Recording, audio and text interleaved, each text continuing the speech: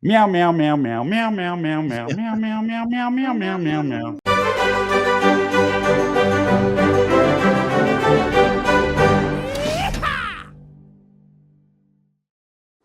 All right, what's up, Airheads? It's time once again here in the Digital Airstream Studios. Time for putting on airs. It's What's up, Bo? December. Yeah, I'm or he's Cho. I'm Trae. What's up? How Oh, you doing? okay. Little Freudian slip there. You feeling showy today? Not at all. I mean, I No? don't like not hip, but I don't feel choey for sure. Yeah. How you feel about this? What I got going on here? I can't really tell what I'm looking at. Well, Like, I've just been recently thinking about it's unfortunate because of who I feel wears it the most, but like camo really hits for me. I just really like it. And I don't like it, it's mhm. not in a stolen valor way. Like I don't want anyone to think like he's wearing camo, he must have served. Just aesthetically, it's cool as That's funny fuck. because I I don't really think like that it. at all. You think that's I what most know. people think? Because I don't I, know. especially where we're from, I think Hunting, that yeah, most it's more hunting. But it's I don't want hunting, sto it's hunting redneck country boy shit, which well, is still like it stolen still could valor, be a sort of fraudulent yes, thing, because I don't like do 'cause that. right, but Yeah. it's not stolen valor like in a military sense. Yeah, I well, don't I guess think. what I mean is like I don't like it in the sense of I want to wear this because I want to identify as super country. I want people to know that I'm red. Like, dude, not at all. Like, it is just so aesthetically pleasing to me. I just enjoy it. Like, a lot of That people don't. also, I wouldn't even really count what you're wearing there, You don't really. think so? I mean, No, it's I don't. pretty classic camo print. And hey, what about this? What does that do for you? Mm, Hey, that get out definitely of that makes it. truck, you goddamn Mexican! Huh? Get Yeah, the fuck okay. out of there! Yeah, never mind. You're right. Like, so, yeah, you definitely. For those of you that just listen, it has a face mask with it, and Yeah, it so he definitely looks. makes He me look turned like I'm into in eyes. ice mode. Yes, he did. Yeah. But I don't know. That just looks like sort of like fancy uptown camo to me from where I'm Yeah. sitting. Like when the NFL does their like salute the troops thing and like all Like the that don't coaches look have like real tree is what I mean, yeah, or yeah, yeah, mossy yeah. oak. Like Yeah, I yeah. actually just had a camo hat on for a picture that I took because it is performative for me, and I took it off for this, and I don't have it with me right now. But if I did, I'd hold it up, and it's a That's pretty stark contrast because the that's camo that I had is like that's what it, again. It's the type of shit that the fucking rednecks that I went to school with that they wore every day. And that I shirt that just you've got right realized there is not. Maybe it is now because it's 2025 and I'm stuck right, in the past, right. but it's not what it This used to be. you just brought up something that's so interesting that I've never thought of in my life. Me and you take promo pictures completely the opposite and are like when you take promo pictures you're usually redded up and they want you to be because of the liberal redneck thing, but then on stage you look really nice, you wear dress shirts and stuff. When I do promo Well, I pics, mean, I have pearl snap shirts and I cowboy know, but boots you on. look It's not but still pretty on I brand. know, but you still look nice. You know what I mean? Like you look Yeah. nice and you don't wear a hat and you've got your hair all Mm-mm. fucking how it is, perfect and shit, Mhm. Mhm. fucking Mhm. queer. Mhm. And Mhm. but when I take pictures, like in promo pictures, I always wear a collared shirt and do my best, and then I go out on stage in a tank top and sweatpants. Like I only give a shit for the picture. Like it's we're the complete opposite. You know what I mean? Like Yeah, and in for the so many record, I ways. don't. And for the thank you. That's not a compliment coming from you. And Sure it is. Yeah. sure, but I wanna let people know that what I wear on stage, that's also not performative. Often that is just I forget to pack stuff and I just go, "Oh shit, I'm late for the show," and I run over there from the hotel and sweatpants and a cut-off shirt is what I got. And, frankly, I don't think anyone has ever been like, "Can you believe what he's wearing?" So it's just never bothered me. So, well, let me tell you what I just specifically did, and you tell me if you have other ideas for what I could have done. And it's like, yeah, I don't have to do, but like, so, By the way, um, we both hate promo pictures so yeah. much. Well, I It's our did. This least was favorite. just a selfie that I took in my kitchen, but it is for those purposes. So I'm doing. You know how Doug Benson does the 12 guests of Christmas or whatever it is every year on Doug Yeah. Loves Movies. He does the Yep, Christmas show. yep. He didn't invite me this year, He asked me to do it this year at even though I've won it, more than you. it's like a live in-person show Oh, well, in okay. LA. Yeah. Yeah. How would you do it? I mean, you'd have to fly out here too. He doesn't ask anybody that's going to have to travel to do it, Of is what I'm course. saying. He only asks people that are local to LA. But I got also, mad for nothing, I'm sorry. how many have you won?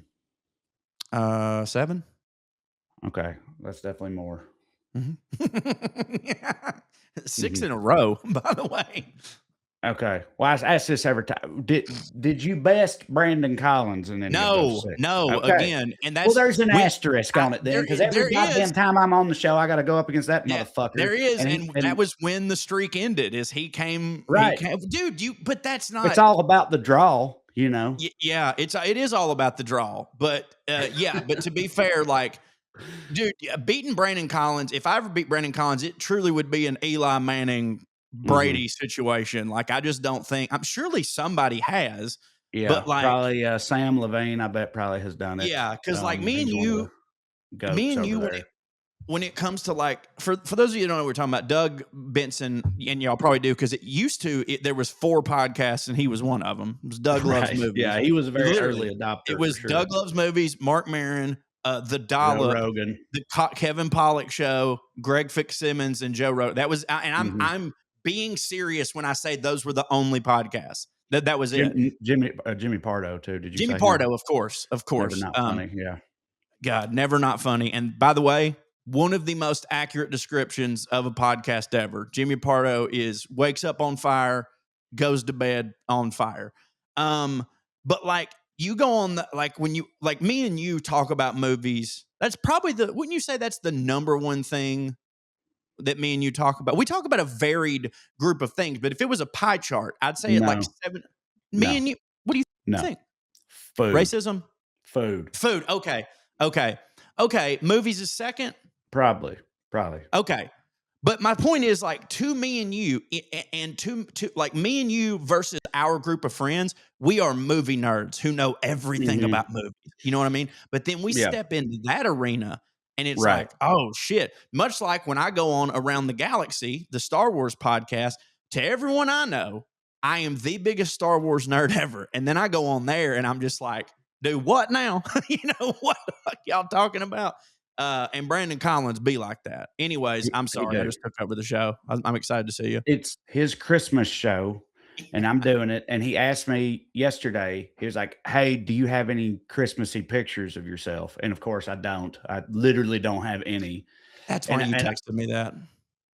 right, I asked you if I we'd ever thought you were taken gonna any. send out a Christmas card. It was just for you No, dumb. of Oh, I didn't know. course not. Why Yeah, the fuck okay. would I send out a Christmas card? Also, the idea that I would send out one of just myself or of me and you or of Well Read as opposed to, like, my I family. thought it was a promo thing for Nashville. I thought it was a promo thing for Nashville.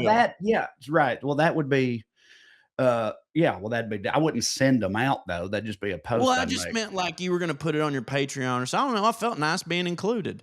So, I don't have literally anything. So, what I decided to do, and this is what I've been building to for fucking 8 minutes now, is, Sorry. I put on a camo ball cap, but with a Santa hat over it, so you could just see the camo bill That's under good. a Santa hat, because That it's was my uncle's name. it's a Christmas thing, right? Mhm. So, like, what else was I supposed to do? No, you nailed it. Right? Because I mean, I guess I don't have to have something that's on brand, but obviously the camo part is the on brand part. The Santa hat's the Christmas part. It's very succinct. It's very simple. Yeah. I mean, what else was I supposed to do? It'd be so funny if someone saw that and they were like, "I'm not going to the show anymore." Yeah, This is it it. I'm probably not. will happen. This guy didn't put. Oh, I mean, if they see your name, sure. Yeah, No. of course. What, this guy didn't put effort? You think that's Yeah. why? I thought you meant because it's in Los Angeles and people would just be like, "Ooh, no," which I No, think no, no. could I was just happen. making a joke of how like how like we think all these things are important, and like they are, especially to industry people. But like when it really comes down to it, like you go, that's not the thing that's going to get somebody to a show, or that's not the thing that's going to keep somebody out of a show, or No, whatever. but Doug is like, our elder who I respect and everything, and he Yeah, asked me for one, so I had to come I up with bet it something. looks great. I bet it looks great, and I bet it also looks stupid, which Doug would love because as much as Doug loves Yeah. movies, he also loves stupid. No one loves Yeah, well, stupid more than I Doug. sent it to him and I said, this is powerfully stupid, but are you okay with this?" And he was like, "Yeah, of course, great." So, Yeah, anyway, but I'm just saying when I said I had a camo hat on, it's performative. It's just like it's a very easy way. It's like to say like who a you are. yeah, like in a nutshell, Yeah. like Oh, right. dude, So, I wanted to be performative today. And hold on, give me 2 seconds. He's taking it off if y'all ain't watching. He's got a I mean, he's not naked, he's got a Look at green my new shirt on. fucking Razor Ramon shirt, bruh. Yeah, that's pretty Say sweet. hello to the bad guy, huh? What's awesome is this is kind of racist, right? Yeah, it But it's like, is. but it's WWE, but it's like it's more cartoony than it is racist. And I'm pretty sure that the people who this character was being racist towards really embraced it. But to me, it's Dude, just the green. You know what I mean? Look at how fucking hard this shirt goes. yeah, that's pretty awesome. That Razor Ramon was before Scott Hall, So like yes, NWO Scott Hall? yes, And he was before NWO NW. Scott Hall, he didn't do no voice or nothing, right? No, no, no. And so you know It's the so reason funny, in behind my that, head, I right? had completely in my head, I remembered that he was Razor Ramon, but I'd totally erased the fact that he did that voice you just did.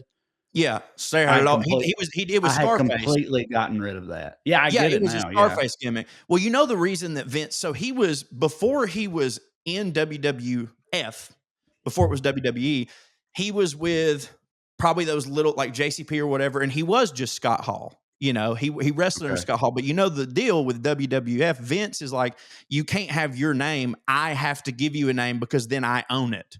Mhm, You know what I mhm. mean? Makes So sense. and also that was during the very cartoony time when it's like you can't just be a regular person, you have to do a gimmick.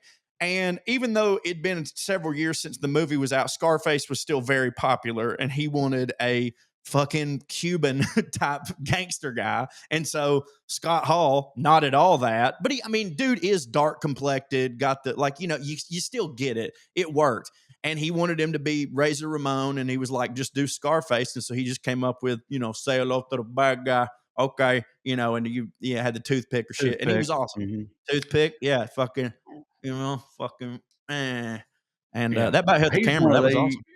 I am a fan Yes, of him. He is one of the greasiest sumbitches, yep, but also that one of the I believe coolest. has ever lived. Yeah, Yeah, no, for sure. yeah, no, He definitely made it work, but yeah. raw oily. Rest in peace. I got to meet him one time, and he was very sweet. Yeah. Very, very, very, very, very sweet. You know, they Yeah, that always say, documentary show, The Dark he's in a lot of those episodes, and he comes off really good in them. And they don't not all of them do. no, no, no, they don't. Some of them come off And pretty rough. and you know who it is that comes off. He comes off pretty good, so. Keep track, Trey. When you watch those, keep track of who the ones are that come off pretty rough. I will guarantee you there is a 95% chance that every time someone comes off rough, they were a baby face, and every time someone comes off as nice, they were a heel. It's just true, dude. It's the craziest thing ever. Like the heels, it's like these were just these nice people who were like, I just want to see what it's like to be a dick. You know what I There's mean? a stereotype like that in comedy, but I'm sitting here thinking, I don't know in my experience how real it is for me I personally, but think it's like with it's it's like that the Cosby's the own the clean right, but it's like, oh, the clean comics all the time, you know, they're the fucking well, whatever. They're the I know wildest or the drunkest or the craziest or the most vulgar or whatever off this that type of thing, but, like, I mean so, like, Leanne Morgan, for example, is exactly the way darling, you'd expect her to be off stage, darling. and she's one of my Yeah, favorite but people on earth, and then, like, I know Brian Regan, he'll have a good oh, he's time a and stuff, sweetie. but he's not like a yeah, but he's like He's a he's a sweet. good I will dude say and this. all this. Jim Gaffigan, same thing. He likes whiskey. He'll Yeah. bust balls and stuff, but he's not a fucking wild man like at all. You know, he's when that rumor was, or not rumor, but when that stereotype was going around, for me it was never about big names, it was always yeah, like local road club comics. road comic thing, and it actually did kind of hold true. And I'm not going to mention any of their names because, like, to my knowledge, they didn't commit any crimes or whatever, but I can kind of attest to, like, a lot of the dudes who were like, I'm clean, I'm Christian, whatever, were mean to me, where like, and just kind of just like, meh. Whereas the dirt bag motherfuckers were sweet as pie. You know what I mean? So like That there you're was truth right to it in about the that. road world. Yeah. Yeah. They Yeah, they I don't give a really fuck. I'll say Etta May's like a Southern Circuit clean comic who's literally I've never met a comedian who was a bigger bitch to me, right. And you know, man or woman. and you know I've what? never had a comedian I've worked with be ruder to me than Etta May was, and she's a And clean, like and you know fucking what? church people love her, fucking I Southern know. comic. So And that's so funny because I know that you're correct. Like your assessment is most everybody's assessment, but Brenda always loved me for some reason. And it never made sense to anyone. Like Michael would be like, I don't understand why she likes you. He's Mhm. like, she doesn't like anyone. But it was probably, you know what it was? It was probably, I was so drunk one night that she was probably being mean to me and I didn't realize it. And I just was like, "Rah, rah, rah," and she was just like, "All right, whatever." There were people at that point in my life, I was not far removed from chin strap me at all. Yeah. Uh, Played. I still had kinda that sort of vibe going on when I, like, first started, and a lot of people that plus, like, the accent and stuff, like, there were plenty of people, not just her, who I think for sure, like, immediately upon meeting me were like, "This is not my type of guy right here." Yeah. I mean, Now, probably I me find that to too. be completely unfucking fair, but, like, It is unfair. some people are like that, and she's It, not the only one. It happened with some other it people does. too, who I'm not gonna name, but she ain't the Yeah. only one It though. does make sense So though, even though at the time she wasn't a Mamaw, she played a Mamaw character and Mamaws love me. So like it kind of does in a little ways make sense. Anyways, this is not what the show is about. I wanted to bring something to your attention. Um, we talk about golf on this show. And by the way, not I know that people that listen to the show aren't golf fans. We trash golf. It's fancy. We talk shit about it. I would like to open this by saying this is a way for me to say that dude, my game is so back, Trey. You have no idea how happy I am.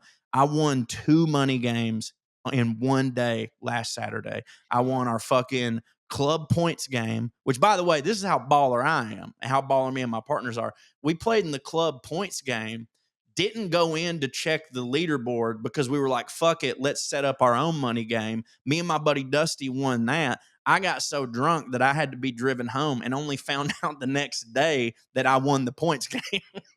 So I'm back, boy. But anyways, because of that, I'm super into golf. My buddy Mike Anthony, who has written into the show a lot, and Mike, as the guy who took me to the Masters 2 years ago, POA super fan, who has since become my in real life true dear true dear friend who I speak to at least every day. Well, he sent me this text that was this has been going around on golf Twitter. This guy posted this, right? And it was a letter he got from the Masters tournament. Now, everybody, if this is your first show listening to Putting on Airs, you don't know anything about golf. As hoity-toity as golf can be, the Masters is that on fucking steroids. Like it is mhm. the hoitiest, toitiest thing. So this guy posts this letter that he got from the Masters. On behalf of the Masters Tournament Committee, we would like to express our sincere gratitude for your past patronage and ongoing support of the Masters Tournament. As a patron of record, you are aware of and have agreed to the ticket agreement each year, which when series badges were purchased. This ticket agreement acknowledges that the tickets are a limited license which may be revoked by Augusta National at any time with or without cause at the discretion of Augusta National. As you may be aware, during the 2025 Masters Tournament, your ticket were screened at the gate. During the interview process, your original tickets were confiscated and your guests were issued new tickets and permitted entry. A prorated refund has been issued to your credit card. Upon thorough review and careful consideration, the Credentials Committee has made the decision not to renew tickets to your patron account moving forward. We recognize that this news is disappointing, but solicit your understanding of this final decision by the Credentials Committee, yada, yada, yada. Sincerely, the Masters Tournament Credentials Committee. So I'm asking Mike, Mike, the reason that we got in is because Mike is a journalist and he had like the press badge or whatever.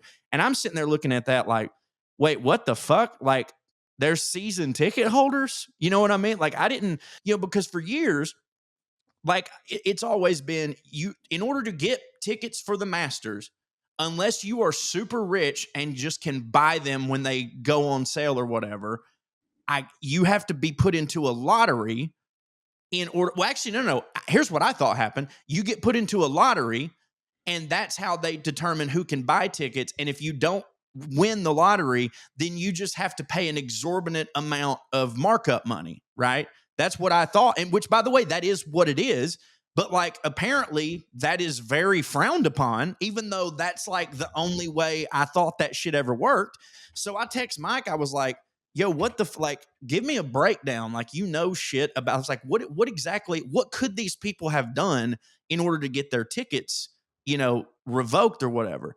And he said, well, this is how Augusta National tracks every single badge. Every badge is barcoded and tied to a. Oh, and by the way, Mike is going to have a little report on this on Friday on his Substack, which is at Mike and his rants on Substack. I'll also link it on mine because I told him, I was like, I'm going to talk about this. I need you to explain it a little bit more.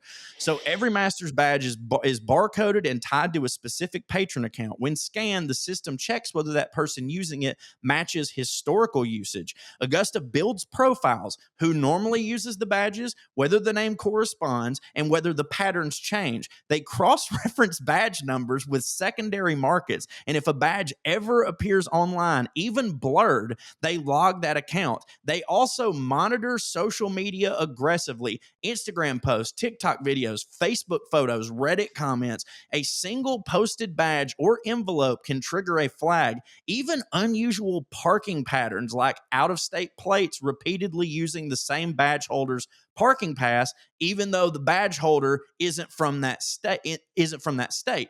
And I was like, okay, but they said something about an interview process. Like, I've never gone through an interview process when we went in, and every single time I've gone, it's been on somebody else's tickets, you know. And he said, what will trigger the interview process is the phrase from the letter, during the interview process, your tickets were screened at the gate, means that the badges had been flagged before entry. Common triggers include the guest using badges that do not match the usual people associated with the account, meaning that they're doing some sort of like fucking facial recognition or some type of shit. Someone who reported that it was a suspected resale, meaning someone literally just takes a picture like, we're going to the Masters. That barcode gets scanned and is like, that's not Jim, right? Most commonly, the guest gave an answer that suggested resale or unauthorized transfer. It's like a guest would panic and say something like, oh, we bought these from a friend, or like my boss gave them to us, or we won them at work, or if they even mention a price. Right? So when again, this is all news to me because I just assumed every single person there, that's how we were there.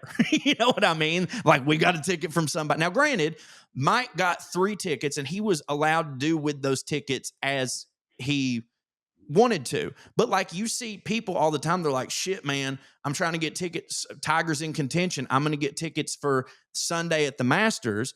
And they're going for $10,000. Well, apparently the people that are holding those tickets are not allowed. Like, I know that you can't go scalp at NFL things, but like, apparently per this, like, you can't even give them to someone. You know what I mean? Like, this is like, they don't even care about the money exchange, right? You can't even give these to someone. So when you get pulled aside for the interview, and they do that because they don't want people reselling them, right? They don't want people reselling them, and they only want people who they've deemed fit to be there. Right. That part is really like uppity and everything for hoity-toity for sure. But the impact, because dude, secondhand ticket reselling or whatever is a fucking scourge on It is. on every goddamn like industry that sells tickets, from comedy to sports and everything in between, and everybody fucking hates it. And it's not even just tickets. It's like whenever PS6, whenever that comes out, and they have like a limited release, and some Right, because they don't want to hacker buy will use a bot program to buy 1,500 of them and buy them all out, but then they turn around and sell them for $2,000 a piece, and people buy it. Like, people hate that shit. So this is I hate that shit. Actually, they're like backing into, because the reason that they seem to have for doing this is very Raven and but you like just changed my fancy mind on the people whole shit thing about it. But it at least has an ancillary effect that is actually kind of, I would argue, almost a good thing. I mean, it only applies to them. I'm just saying that whole deal sucks. And one way to get around that is, no, we won't even let you give the fucking thing away. So good luck trying to like resell it or whatever. You know what? My bias was because this is Augusta National and they're so up their ass. And because golf that is still a very up their ass thing. Don't get me wrong. But like, it is. But hear me out here. Now that I want to say this, and I did a whole episode on the Masters. Hear me out here, though. As I've said a million times, when you win, like, you put your name in the, because they can only give away so many tickets or sell so many tickets. They just that's for anything. Like, for a stadium only has so many. I mean, it's different than like a stadium literally only has 20,000 seats. Obviously, there's no seats here, but like they can only have so many people roaming around a golf course, right? Mhm. So you put yourself in a lottery. If you win, you don't win tickets, you win the opportunity to purchase them. As I've said, when you do win the lottery, because I've known people that did because they bought the tickets and then brought me along with you, they're not that pricey. They're really not. Like the ones they're selling you are not that pricey. And then Right. and I've always said this, when you get to the Masters, and by the way, this was true I went in 2009, I went in 2015, I went in 2024, and their prices, much like the hot dog at Costco, hadn't changed a bit. You could get a 16-ounce beer for $2. You could get an egg sandwich, pimento cheese sandwich for $1.50. All the drinks, sports drinks and everything are like $1.50.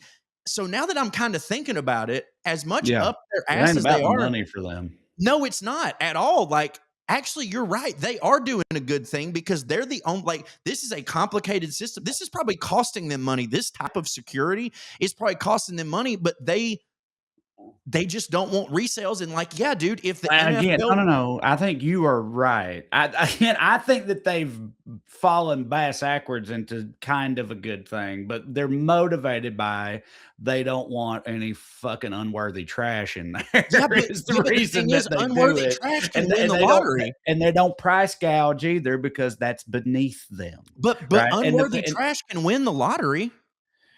Right. Okay. But all right. What? So if you win And that and lottery, you don't have to be interviewed or whatever.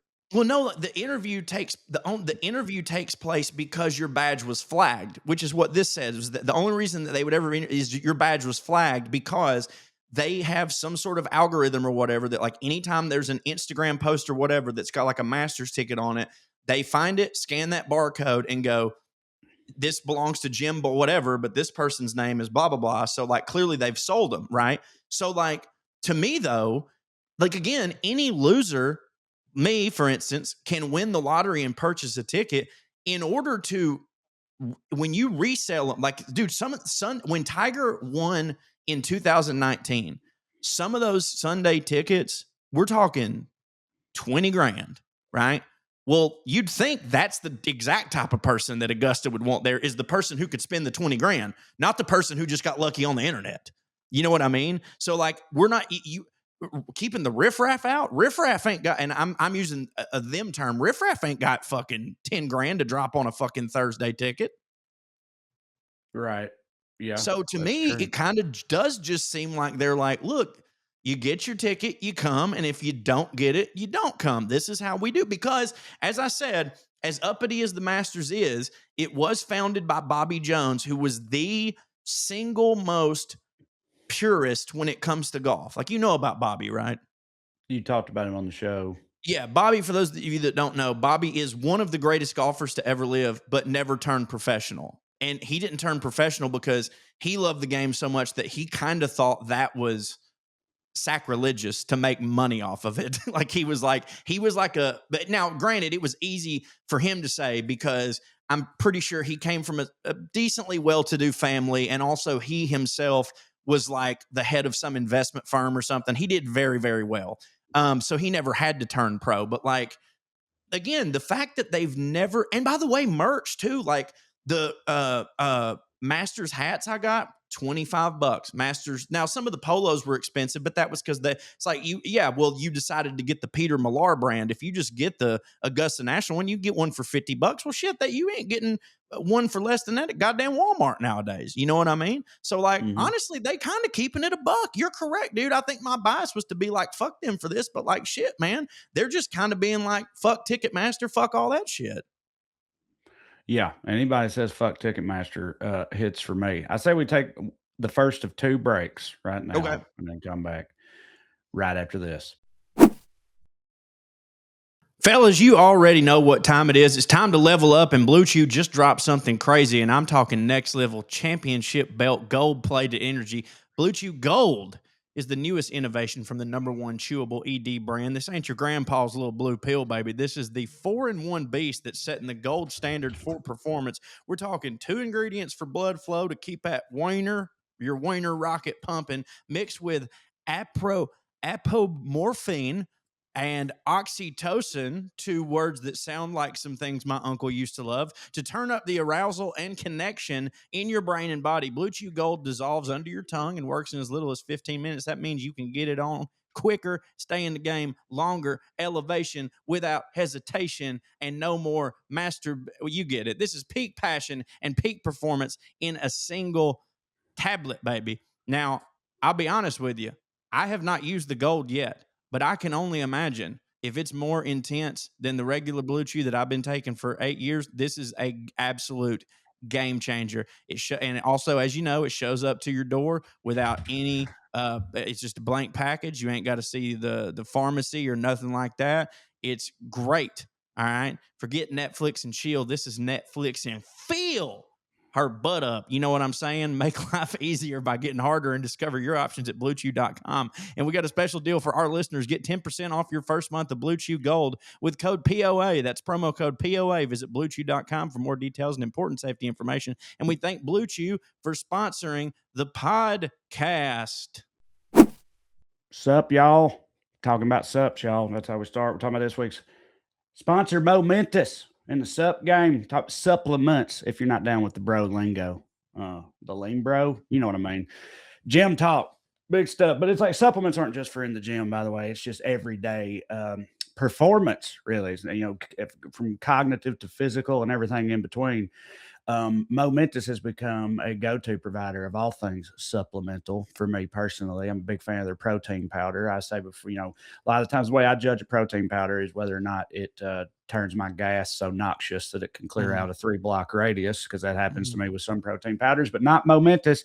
And it tastes good. It's got a good calorie to protein grams ratio. It's got everything you need. They've also changed I'm the going game. to smell your farts next week, by the way, just so I can confirm this. Put them to the test. That's fine. I'll fart right in your mouth. I don't care. Do it. I'll open my mouth. Creatine also, they've changed the game. Creatine over there at Momentous. Creatine is one of those supplements. Sometimes they come and go, but creatine has been a mainstay for years now. And I think you know what that means. It means that it's legit. It works. I can testify to that myself. And now Momentous has a brand new way to get your creatine. It's their new creatine chews. All right. Make your daily creatine routine easier than ever, because they have bite-sized lemon lime chews. You just chew and go, right? Do it whatever you're doing, traveling, working, training, performance without pause, baby, made to support your body and your brain every damn day. Each of their creatine chews delivers exactly 1 gram of Pure creatine monohydrate, which is the gold standard. It's single sourced from Germany and NSF certified for sport, which means it's independently tested for purity, safety, and label accuracy. This is the same thing that's used by Olympic athletes, professional sports teams, and the most elite of military operators. They feature no artificial sweeteners, no fillers, just science-backed, clinically proven performance in a portable, craveable format. And unlike generic brands, Momentous does not follow the trends. They perfect the fundamentals. All right. Supplements done right over there at Momentous. We know we have a lot of lady fans out there. And just so you know, creatine's not just bro stuff. Some people argue, in fact, that creatine might be even more important and impactful for women, because women naturally store about 70 to 80% less creatine than men do physiologically. That's why they fart less. Exactly. That's part of it. I think we've cracked it. But that means consistent supplementation of creatine can have an even greater impact on your energy recovery and focus, ladies. So think about it. All right, it's the holiday season. Get your supplement game up and running with Momentous. And right now, Momentous is offering our listeners up to 35% off your first order with the promo code POA. Go to livemomentous.com and use the promo code POA for up to 35% off your first order. One more time, that's livemomentous.com, promo code POA, up to 35% off your first order. Even if you're not into sups, you got somebody in your family is. It's Christmas time. People that work out love supplements. Momentous is the place to get them. I want y'all to do this, all right? Go there and tell them POA sent you, because I want them to stay a sponsor, because they hit for me and I don't want to lose them in my life. So please, Momentous, make it happen. All right, we're back, everybody. I've got a follow-up. I can't believe I remembered to do this. I only remember to do it because I made a note of it. I would argue it's become a theme on this show at this point. Something that comes up periodically, always during airmail. Someone will say something suggest something or whatever, and you or I or both will be like, "Yeah, it's a good Oh, idea. We'll no. look into that." And then Never. just don't, never. And that's kind of funny that we always say that and never do it. But Well, it's last week I'm airmail is 4:55 at work. You know what I right. mean? Yes. And as soon as we're done with that, we clock out and we go, "Well, we'll remember," and then we don't. But last week somebody asked us a question. I was like, "Well, I like that question, but you put me on the spot and we're just about to leave, so I'll make a note of it and look it up." And they asked about our favorite ad jingles, and I actually did go and look, remind myself of many of the famous ones. So I'm gonna go through. I'm gonna pick some of the ones that I feel like I agree are like iconic. Some of these are like before our time. Um, but I'll just go through a few like back to back to back, and then at the end you can sort of, if you want to Rate give a them? ranking or see. Well, you don't Yeah. have to rate that. You can if you want. I'm just No, saying, I just want to. let me go through a few of them sort of quickly, and then we'll discuss after that. Obviously, near the top, I think, of anybody's list probably has got to be, my baloney has a first name, right? It's OSCAR. It's OSCAR. Yeah, there's that. There's let's see, like a good neighbor, State Farm is there. Mhm. Um Rice-A-Roni, the The San San Francisco Francisco treat. treat. Yeah, San Francisco treat. Here's one I haven't heard since I was a kid. Popped in, or as soon as I saw it, I was like, it, came rushing back. But a little kid singing the words, "I am stuck on Band-Aid brand because 'Cause Band-Aid stuck Band-Aid stuck on me. on me. Band-Aid stuck on me." Yep. Double your pleasure, double your fun with double mint gum. Yeah. I don't want to grow up. I'm a Toys R Us kid. What's the melody of that one? I don't wanna grow up. I wanna be a Toys R Us kid. Toys R Us kid, yeah. The Yeah. best part of waking up Yep. is It's Folgers Folgers in in. your cup. Yep. Oh, I've got so much to say right now. Give me a break, give me a break. Break me off a piece of that Kit Kat bar. Let's see here. I'm this one. Meow meow meow meow meow meow meow meow meow meow meow meow meow meow meow meow. Fucking meow. Yeah. We are farmers. Ba-dum, bum, bum, bum, bum. Bum. Um, JG Wentworth, 877 cash 777 now. wow. Yeah. 877 cash now. Yeah. Oh, Okay. And then here's, I guess, what Nationwide is on your on your side. That's one. side. And then the last one, I guess I'll do. Or Empire. well, no, there's five $5 $5 $5 foot foot long. long. Yeah, massive hit that ad campaign was. Um, And then I'm gonna end on this one because as soon as I saw it, I was like, "Oh, yeah." In my childhood, I feel like this is among the most iconic, made it into hit Hollywood movies and everything, and it's, "I want my baby back, baby back, Baby baby back, back, baby baby back. back, baby back. Yeah. Chili's baby back rib, barbecue Barbecue sauce, sauce. barbecue sauce." Have you seen the video of Um, those black dudes doing it? Doing it? Yeah, it's great. Never wanted to be in a room more in my life. Right. Never in my life. Dude, okay. Hitting. You So, can I anyway, there's a list of some for you, all okay. of which I think are pretty iconic. You know how constantly you were going, I'll say something so stupid and so insane about my life that you're like, how have we known each other for 15 years and you not told me that? Um, and I haven't thought about this in a long fucking time. And I kind of hope I can remember. But the Folgers one, the best part of waking up. So Mhm. you remember that was already their jingle. And then in like 1999, they had, do you remember the group Rockapella? They were popular No. for like 2 seconds, and it was in the '90s. They were called Rockapella, and they were an a cappella group that did Mhm. songs of the day, you know, No, bro, and I don't remember that at all. Like they that. had a brief moment, and they reached their pinnacle with, and you'll know this one, they did that Folgers thing. They kind of put their own stank on it, right?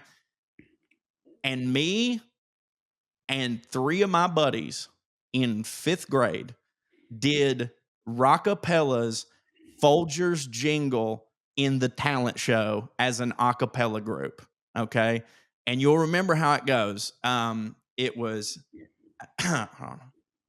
I can't decide if I want to do 10 or a band. Every day I wake up, I pour myself a cup of that rich Folgers aroma. The best part of waking up, it's that doo-wop in all I went too high.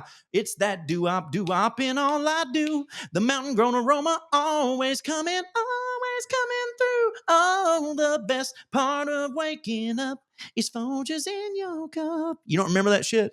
No, so well, I mean,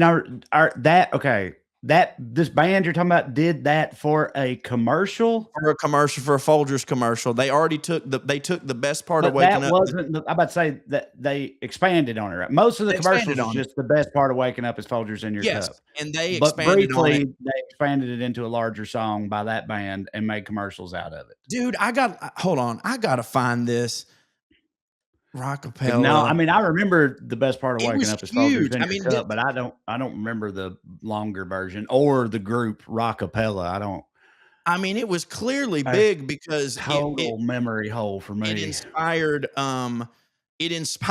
some fifth graders to Right. fucking hold on just a second. I'm finding it here. Oh, I got it. Let me share it. And we'll have to kind of talk through it so it doesn't flag us. but I just to me, this was fucking huge. When I see the actual commercial, it may come like flooding back, maybe. Yeah. Tell me if you can hear this. I can't Wait, hold right on. now. I got it. Yeah. Rockin' morning. Rockin' morning. Rockin' morning, Rockapella. Every day I wake up, pour myself a cup. Okay. Yeah, all right. Rich Folgers aroma. The best part of waking up, it's that You remember this now? The mountain grown aroma Sort of. always coming Sort of. Those dudes. Gay these dudes are. I don't remember those dudes at all, dude. Like Really? I was did they have obsessed with other? those They guys. must have had their other. They had must have had they had an hits, album. or they wouldn't did. have got that job, right? So Yeah, they did. I can't remember any of them, but I remember they had an album, and it was like it's so funny because it was like, wow, it's those songs without the parts of them that make them hit, you know. but for a brief second, it's like, and by the way, they're great singers. They're really great singers, and so that is cool. But like, the appeal does last for about one album, and then you go, yeah, I want that guitar. Yeah. That's enough of that. Yeah, But right. dude, that was like that had such an impression on us that like me and by the way, not just me, which like I apologize for using the term gay as a slur just a second ago. It's just that one guy literally looked like the most gay guy from Queer Eye, which the blonde was did look like him.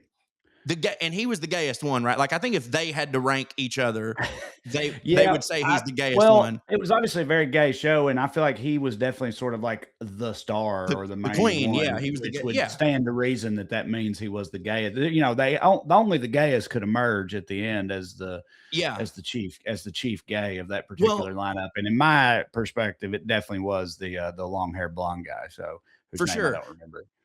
I guess the point I wanted to make is that like, yes, of the four boys in our band, would you like to know what our band group was that we performed under? Yeah. Flaming Snot. Okay.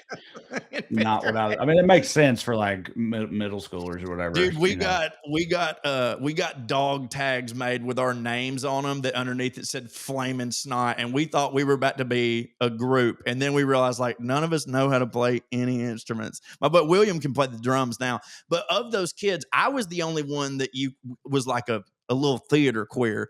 The other three are three of the reddest fucking dudes then and now that I know, but that we just loved that commercial, and they kind of like singing because we all sang at church. But anyways, go on with your jingles. I just couldn't not say that. I named them. That's just, or to me, those are the ones that like stood out. Like if I was making a list, that would be basically it's just when I read those, those are the ones that I remember pretty much. I think I'm going to put Baby Back Ribs, I think, at the top of my that's list. number one. And because here's why. Yeah. I think the Folgers' best part of waking up is the most like kind of pretty and aesthetic or whatever. But if what an ad is supposed to do is to get you to want the thing, then Right. Chili's Right. baby back ribs is that one. Like all the other ones I hear and I go, that's great. And then I forget about them. Bro, when I hear, I want my baby back, baby back, baby back. Mm. If I can't get to a Chili's, I will be having barbecue that night. And I know that like, obviously the ad isn't successful unless you go to their place, but I would still say that like, that means that jingle hits because like, and dude, it had to be black dudes doing it. I'm so glad it was. You know, like when you hear black dudes talking about ribs, talking, singing dude, about ribs, about it. buddy. Right. Matter of fact, I've never heard black Tank people talk Biss. about ribs. They only Yeah. sing about them. They only sing about them, and that's a good thing. But like, yeah, if an ad is if the primary purpose of it is to get you to go, God damn, we got to get down there. It's without question, I want my baby back ribs. And dude, my fucking dad, son, I mean, once a week, we was at that Chili's getting him some baby back ribs. Once a motherfucking week. He was there when that's where he found out his dad died because back then they didn't have cell phones, you know? And my dad went to Chili's every fucking Tuesday with his boys, and my mom got a phone call from the police or whatever, and they were like, and she goes, I mean, call Chili's. And sure as shit, Dad was there. Man, sure as shit. A bygone era. Bygone era. Back when the day when you was like Norm getting called at the bar. Don't tell him I'm here. You know what I mean? Like, yeah. So we also had another thing. This is completely unrelated to the jingles, but Smart Mark sent us a story this week. Very on brand for the show. A man in New Zealand was arrested after he swallowed a Fabergé egg. And then after being arrested, he was held in custody while the police waited for him to poop out the egg. Yeah. 6 days later, he pooped it out. They got it from the poop, cleaned it off, and I guess it's like, you think that makes it worth more? Worth more. I do. More? It's the only Fabergé egg to have been passed through a human digestive system. Exactly. But it's probably a pretty trashy digestive system. It's been sullied by, intermingling with this dude's innards. You know, this guy don't hit. It's not like it got pooped out by the King of England. That'd be different. That'd be something. Right. Then I'm surprised rockets there's to the not top a market. of the list. And dude, by the way, for people pooping things and then someone buying it from them, like Sydney Sweeney pooping out something, and then you buy it off of the website. Now that's a bigger ask, like just feet pics are like your used underwear or your bath water or something like that. That's, you have all those byproducts anyway, but to like poop out this shotgun shell so I can blow my head off with it, Sydney Sweeney. That's tough. That's easier said than done, dude. Okay, so now I must plead my ignorance on the Fabergé egg market, which I thought I'm glad you're bringing this up because I wanted to get into all that too. So go ahead. Too. I know what Fabergé eggs are. We've talked about it on the show before. Of course. And my mom has some like the faux Fabergé eggs. Like those became in the 90s. Fabergé. Fabergé eggs. Fabergé, yeah. Here's my point. I've only ever seen them in one size, and it does not pretty big. Like exactly. To poop. It wasn't that. To poop is one thing, but to swallow.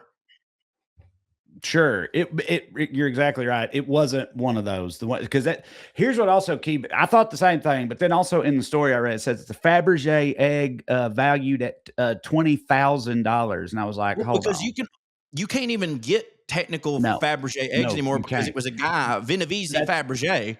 That's what right. That's what clued me into it too. I was like, well, hold on, what's going on here? Because the headlines just say Fabergé egg, but then I was like, I thought there was only like 40 of those in the fucking world. So then I like did some Googling or whatever. And everything else is a sparkling egg, I believe. Right. Well, so there's still all right. So it was the House of Fabergé, and they're Russian, St. Petersburg, Russia. Yeah. They were jewelers in Russia, obviously, and they made and again, we covered all this on an earlier episode, but it was a long time ago. So this is a refresher. They made these eggs were commissioned from the House of Fabergé by the czars of Russia at the time. First Tsar Alexander III, and then Nikolai II.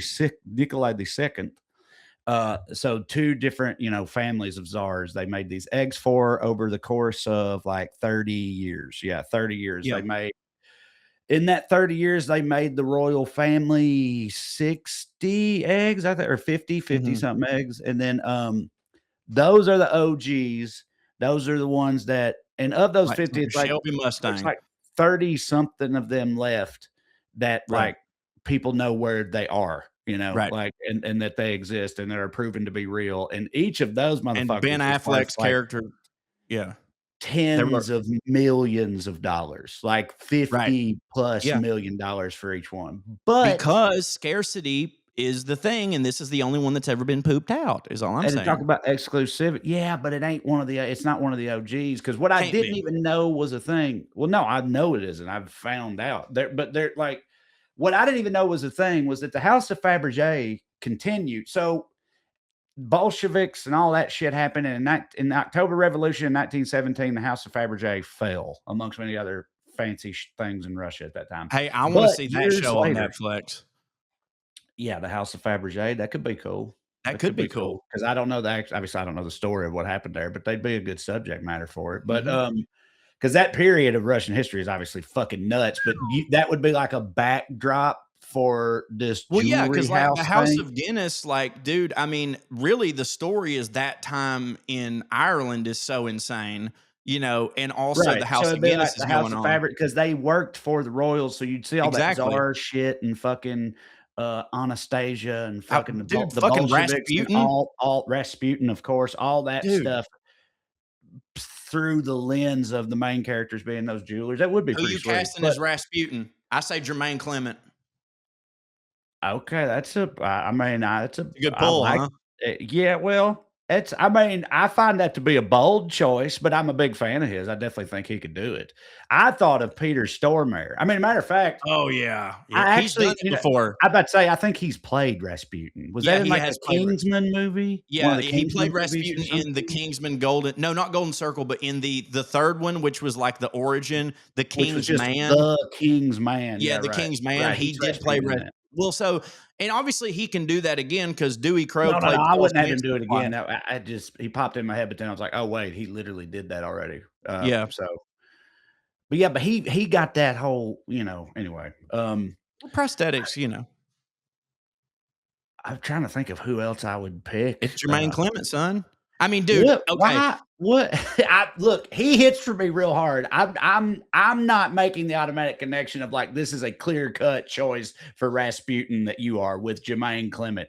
I'm a big fan of that guy. I don't Yeah. know what about him is making you go like, dude, it's fucking You know he's why? Rasputin all the way. Like I You don't know really get yeah, I that think I think until you you illuminate it for me here. if we weren't on the show and we weren't under a time, you would eventually get there because of what me and you have been talking about a lot in texts lately. Is that I Mhm. just rewatched Men in Black 2, where he plays Boris the animal, Right. and I mean, and also the way he plays that vampire in What We Do in the Shadows. Like, I don't know, I just kind of think he got it like that, like for that character.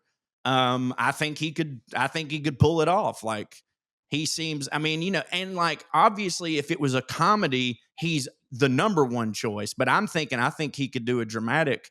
I mean, dude, the best person to ever play Rasputin would never do it, and it'd be Daniel Day Lewis. But we're talking about realistically, like Jermaine Clement, I think could fucking nail it. But Yeah, yeah, I him guess as my Boris the thing was Animal's. again a comedic version of it for sure. And I guess with him, it's just like he's so funny and likable and stuff. And I know Yes, Rasputin had people under his spell. I know he that. did. I know He did. that. But dude, He got to give evil. he needs He to got be to like give evil. fucking disconcerting Yeah, energy, like it's an intensity that's like is off-putting and fucking you're yeah. afraid of him. And Jermaine Clement's like such a lovable dude It's generally. hard to cast a Rasputin because everyone in Hollywood's so tiny. You know what I mean? Right, Like yeah, he needs because to be a big he had motherfucker too. That's why like Peter Stormare, I think is like 6'4" or something like that, and he's a right, big dude, I and think. yeah, and because he also played the headmaster of the school in not Hogwarts, but the other school, right? Wasn't he the headmaster of like the Russian Hogwarts? Peter Stormare in the Harry Yeah, Potter movies? yeah. Wasn't I don't know, maybe, but I thought wasn't the yeah, the one that Victor Crumb's from, Victor what's it Crumb's called? from? what's it called? I can't remember. The French one is called Beaubaton. Bobaton, where they got that hot warmer. Yeah. By the way, why don't they? Fleur Delacroix, or You however know the what fuck they you say her should? name. They should explore those schools in Absolutely. I used to, of movies. course, when I was reading them, and that it would hit if there was like, of course, I thought this. Atlanta, we talked about this. We did, yeah. Yeah. If there was an Atlanta school, which stands to reason there would be, Right. in that world. So it's like, but you'd have all these like fucking like black Boozy. Atlanta kids. Yeah. Yeah, right, exactly. Dude. But they're fucking wizards.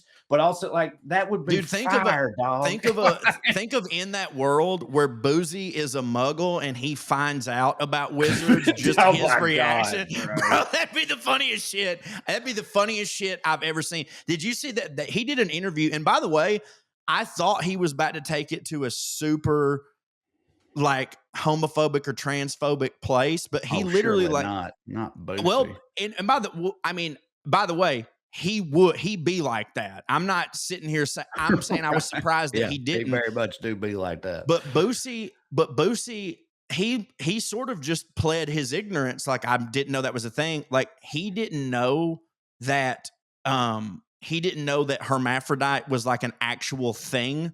Like, he was not aware that that was a thing, and it got brought up to him. And he kind of did the thing that we've all seen black people do when they're shown a really good card trick. Right. He fucking like gets up on his seat and he goes, huh?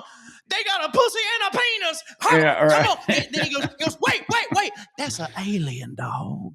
That's an alien, you know. But like he didn't say like we got to get rid of him or like that ain't real. Like he was so blown away by that knowledge. And so because of that interview, yeah, like seeing Boosie find out about, you know, Harry, like whatever the Atlanta's Harry Potter is, which I think would have to be, man, it's a shame that Donald Glover's old now because he would have crushed at that. You know, he would have murdered at that. I mean, he could play the older one. Yes, he could be like a professor there. Professor for sure. He'd be, yeah. Yeah, no, that would hit real hard. But don't get completely lost. So earlier I said the Bolshevik revolution happens, House of Fabergé falls because the government takes it. This belongs to the people now, right? Oh, right. We own eggs. Yeah, we own the eggs now. You know, I mean, really, that was just the end of the eggs. But then, like years later, members of the family or whatnot, like got back into the game, sort of, or the egg game. Well, yeah, but just the jewelry game and the egg game. But what they did was they started like, like they still make Vera Wang. That bitch dead. You know what I mean? Right. Well, right. So through licensing to other jewelers and things like that over the years, Fabergé exists to this day, and they still make eggs, but the eggs they make now are much smaller. They are egg lockets, right? Vera Wang is not dead. Not dead at all. I don't even know who Vera Wang. I mean, I've heard the name Vera Wang, but I don't even know. She's not dead at all. Who that is? But Coco Chanel dead. She very dead, which hits for people, I think, because she was a Nazi sympathizer. Yeah, I did an episode on her. Go back in the archives and listen to it. The eggs they make now are little egg lockets, but like obviously the OG eggs, like we said, are worth tens of millions of dollars, and these ain't that. How could they be? But I mean, they still pretty goddamn expensive because even these eggs here, the cheapest one I've seen is $60,000. Oh, here we go. And they're more like 82,000. And I mean, look, you know, they is pretty. Damn, them are fire. Dude, that looks like when it opened its mouth to take your soul. Yeah, with the deadlights. But I don't like the way their website works because I feel like when I hover over it, it should open. It's bothering me that it closes when I hover. I agree. This one here's got a monkey in it, a gorilla. I like that. A bird of paradise. And how much is that? The monkey one's $82,000. $82,000. This one, this like vault. Oh, that's like a steampunk one. It's a vault one that's yellow, gold, and diamond, and it's based on the Bond movie Goldfinger. Okay. And it don't even tell you what the price is. That's market value, bitch. That's like fish. Here's another one. Ooh, but see here, all right, here's the thing though. So this one, not the one I'm hovering over because it ain't how the fucking green website one. works. The one to the left of it, that's also a James Bond one. You can see a little 007 on the top of it there, and that's an octopus, right? That's the Yeah, Octopussy. How the fuck did they get away with that? So how in God's name did they call a movie Octopussy in 1972? I think it was like 83. I think it was really? I think it was even later than that. Yeah, I think so. Hold on. I think I read that just a minute ago because that's what it said that this 83. egg here, Yeah, 83. the green egg here is based on, I read a minute ago, is based on the 83 Bond movie Octopussy. That's the only reason I knew that. But anyway, that's the one that the dude swallowed. So I know there's more than one. Wow. You can buy it right now. But also I'm saying this says price on application too. So you would assume that means that these are much more than 82,000. Okay, but yeah, the article said the guy swallowed literally this exact octopus one, and the article said it's worth $20,000. Now, so you tell me, right? Okay, hold on. Was there more that hit? Because he pooped. Oh, you want to see more? Okay. Well, yeah, I enjoyed that. I'm sorry for everybody listening, but please go watch us at watchpoa.com. These Fabergé eggs are fucking fire. These are the only one. This is all of them. There's a lot of those little sort of. I was going to say Christmas because I thought that was I was Halloween. hoping they had more like movie-based ones. Like, they had the 007, which the 007, that makes sense. That's I'm about to say you know what, man? It kind of devalues the whole thing doing like a movie tie-in. Yes, of course it does. That's why when you just say you're hoping there are more movie ones, I was like, I feel like that's but the Bond makes sense, but it still you can sort of it. get away with it. Like Aston Martin obviously has done a lot of shit with Bond and everything, and so like that kind. But that's literally the only but that's one. Anything else, you can't be doing movie tie-ins. Fucking right. My wife bought a box of fucking Kellogg's Demogorgon Crunch yesterday. Like that's what movie tie-ins are for. Not fucking $80,000 high-end jewelry. Can I ask you something? Now that we're saying this, because otherwise Star Wars doesn't relate to this show, I don't think, unless we were like actually talking about like in Star Wars universe fancy whatever. But like, we talk about movies a lot. Bro, how many people do you think are aware that in less than 6 months there is a Mandalorian and Grogu movie coming out? Yeah. Where the fuck is and look, fuck capitalism, fuck marketing, all that shit. I get it. But like, should I not be able to get a Grogu Happy Meal right now? Like, what are they relying on? This is a fucking billions of dollar franchise. When does it come out? I mean, dude, like, I think it's like less than 6 months, dude. Hold on. 6 months is, I mean, that's a good amount of time. If it's 6 weeks away and you still ain't seen it nowhere, then it's like, what the fuck are they doing? 6 months, I feel like is fair enough. Okay, but because I took the boys to see the new Predator movie, which was fucking fire, by the way. And there was the biggest trailer before that movie was The Mandalorian and Grogu. Like, oh, was it? Yeah. Oh, okay, right on. Well, so okay, the trailer is showing before big movies in theaters right now, and if it's 6 months away, I don't, I think that they're kind of online for. I don't know when it is though. No, that's fine. And you know what? I think I had heard somewhere that like this was way smaller budget of a movie than you would think for something like this. So like maybe it doesn't make sense because all those movies are billions of dollars, but like. Maybe this one does, because like, dude, at this point, I think that means they're worried about, like, obviously the Star Wars franchise over at Disney has been on shaky fucking ground lately, and they're very aware of that. So it makes sense to me that they would ramp down the budget. That they would have a lower budget that's also for a project that they feel like is about as sure of a bet as they can possibly come up with. Sure. Look how rad that poster is. Yeah, that's awesome. That's like because the thing that, and this is not the Star Wars podcast, but the thing that I know that me and you, well, I know I did, and I'm pretty sure I talked to you about it. Like when The Mandalorian first came out, I still love it, don't get me wrong, but like when that show first came out, it was like, holy shit, this is exactly the Star Wars I've been waiting for my whole life and they did this intentional. It was like the serialized Westerns that I watched with my dad as a kid. It was like what Quentin Tarantino had Cliff or them doing in Bounty Law. Like it was like The Rifleman, except it was in the Star Wars world, which that poster very much reflects that.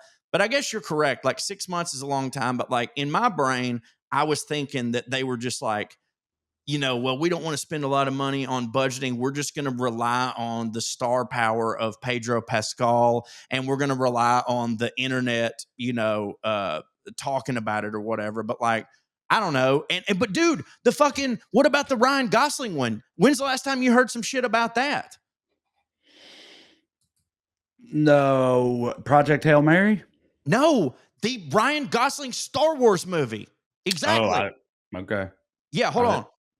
Ryan Gosling Star Wars. It's like a fucking Starfighter, right? So Starfighter, that bitch didn't even know about that. Yeah, exactly. Oh, now granted, it's coming out in 2027. But it's got Mia Goth. Sean Levy is fucking directing it, which, by the way, I'm super pumped about. I think Sean Levy is someone who has consistently shown that he can mix drama with comedy, which is like the exact tone that you need for Star Wars. But like Ryan Gosling and Mia Goth are in it. And I understand it's coming out in 2027, so you don't have to put the trailer out now. But you'd think somebody like you would know that Ryan Gosling, who, by the way, correct me if I'm wrong, Ryan Gosling has to be the biggest star to ever. Okay, I know Harrison Ford became a bigger star. You know what I mean?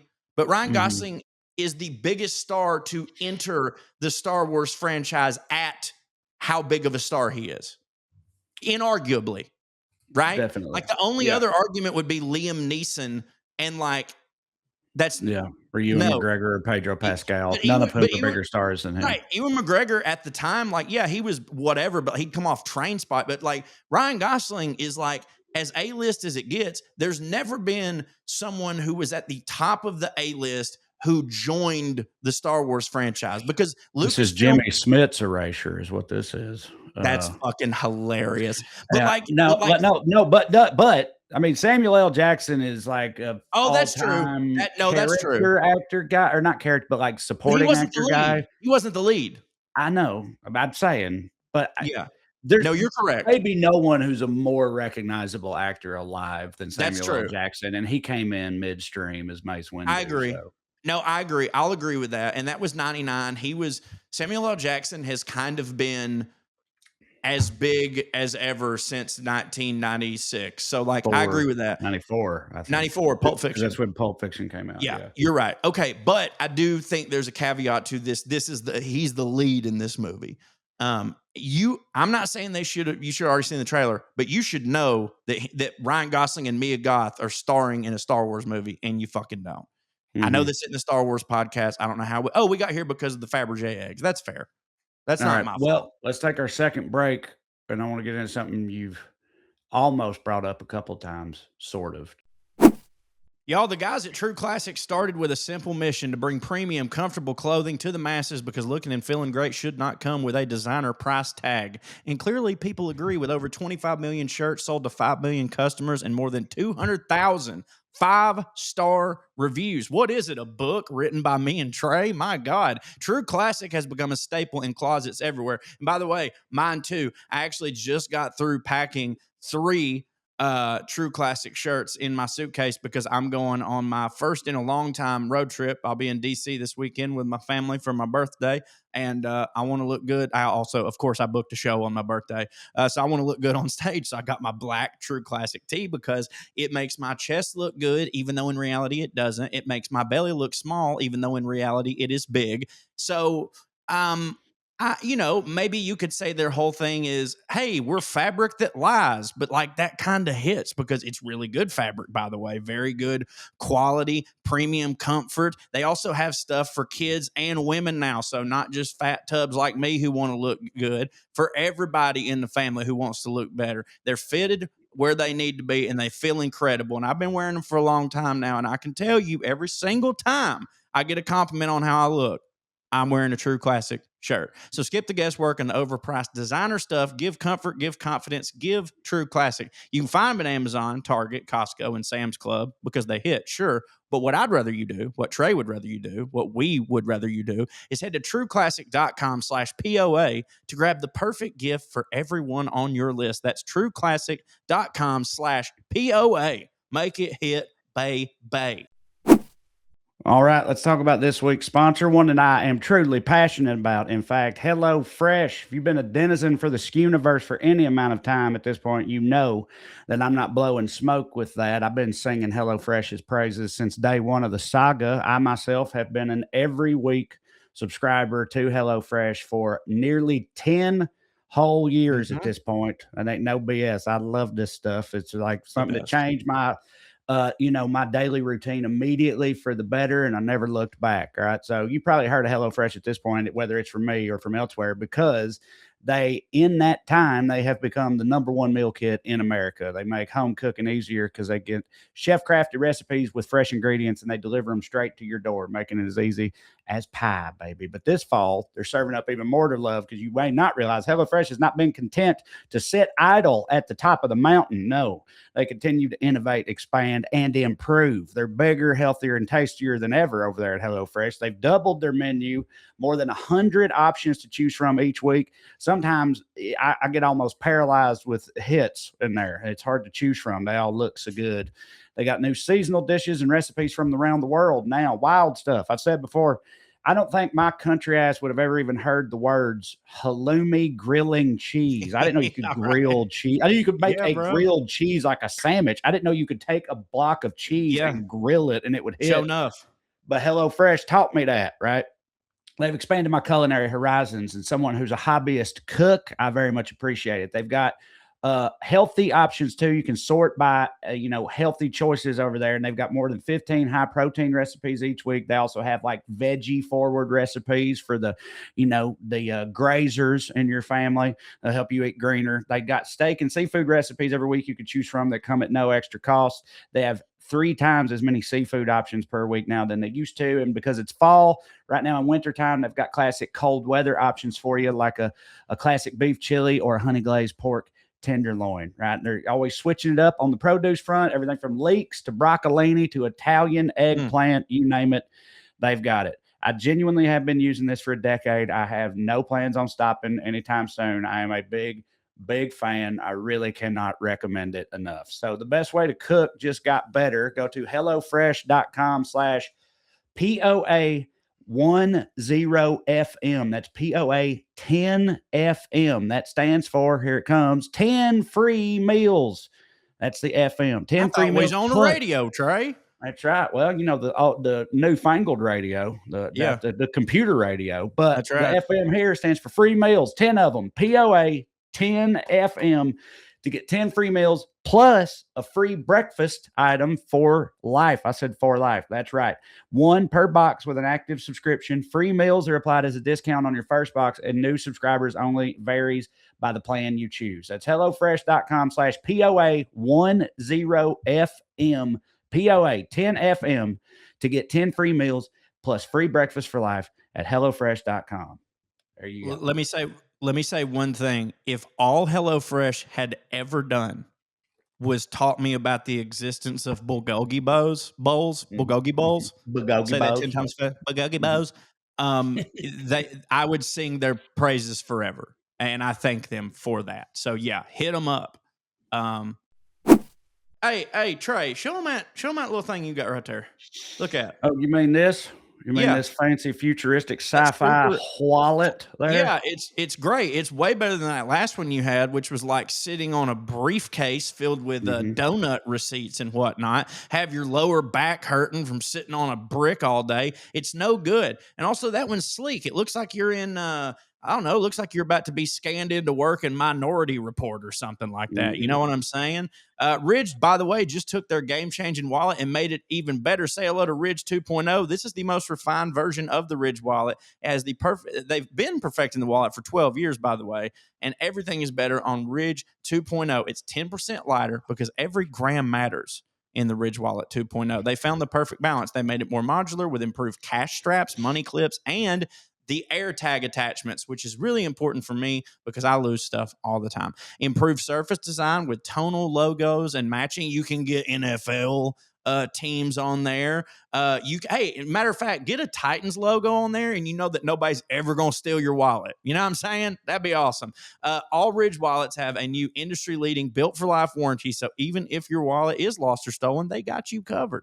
Okay, over 100,000 5-star reviews, proof that Ridge is a gift people love to receive, and you might love to give it. Maybe you've already got a Ridge wallet, but hey, look, the holidays are coming up. Give it as a gift because they're not just about wallets. They've also got my favorite thing they've ever done. Trae, show them the power bank. That is the greatest thing ever. I go on a lot of walks. It's so awesome. I go on a lot of walks, and obviously I take my phone with me, and you're not going to, I don't know what y'all's trees do. Maybe trees in the South are different, but do y'all's trees in California have plugins on them? What? Not yet. We're working on it. Ours don't. So I have to have my power bank. So when I'm out there making my stupid videos or listening to my podcast and my phone gets a little low, I just slap my bank right to the back of it, and it's perfect. All right. So between wallets and power banks, Ridge is absolutely amazing. And for a limited time, Ridge is having their huge holiday sale. Head to ridge.com to get up to 47% off your order. This is by far the biggest discount they've given all year. That's ridge.com for up to 47% off your order during their biggest sale of the years. And after you purchase, they're going to ask you where you heard about them. Y'all, I know it's easy to just skip that part, but please support our show and tell them that POA sent you. If for nothing else, then that they'll send me another power bank, because even though I've already got 2, I could use 3. Ridge.com. Tell them POA sent you. Skew. And we're back. The only reason I say this is because you happen to mention both Pulp Fiction and Once Upon a Time in Hollywood, or Bounty Law, Rick Dalton, whatever.